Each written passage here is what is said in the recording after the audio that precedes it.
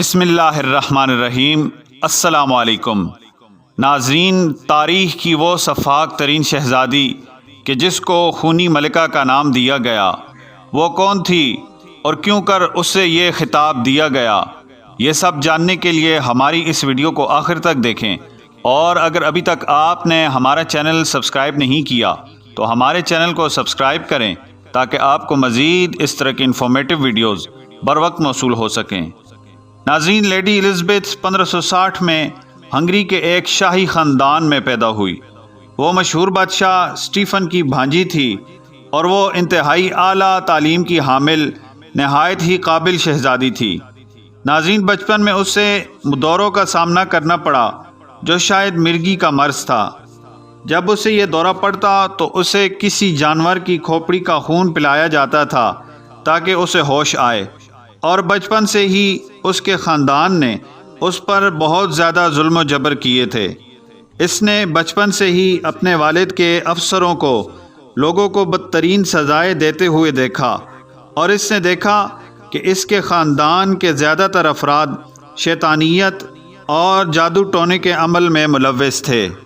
ناظرین، 8 مئی 1575 کو صرف 15 سال کی عمر میں اس کی شادی کاؤنٹ فیرنک، جو کہ 40 سال کا تھا، اس سے کر دی گئی تھی۔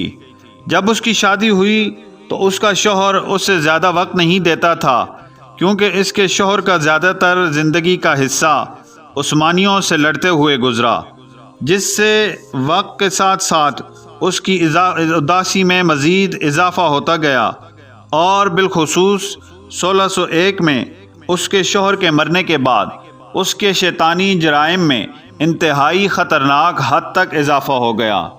ناظرین، اس کے ظلم کا شکار ہونے والوں میں زیادہ تر وہ لڑکیاں تھیں جنہیں ان کے ماں باپ شاہی اسکول میں پڑھنے کے لیے بھیجتے تھے۔ ناظرین، وہ انتہائی شفاق ہو چکی تھی اور وہ اپنے شکار کو بدترین سے بدترین سزائیں دیتی تھی۔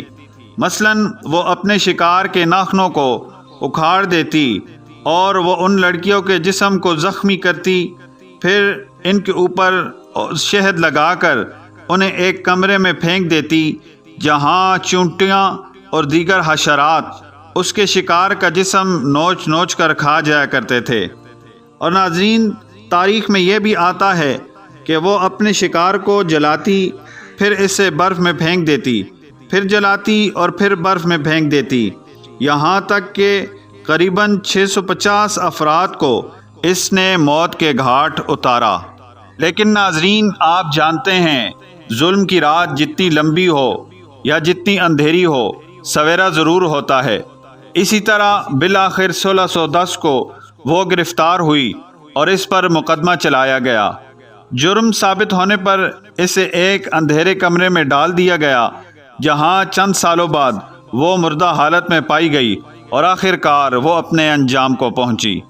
ناظرین، امید کرتے ہیں آج کی ہماری ویڈیو آپ کو پسند آئی ہوگی، اور اگر ویڈیو پسند آئی ہے تو ہماری ویڈیوز کو لائک اور شیئر کریں اور ہمارے چینل کو سبسکرائب کریں۔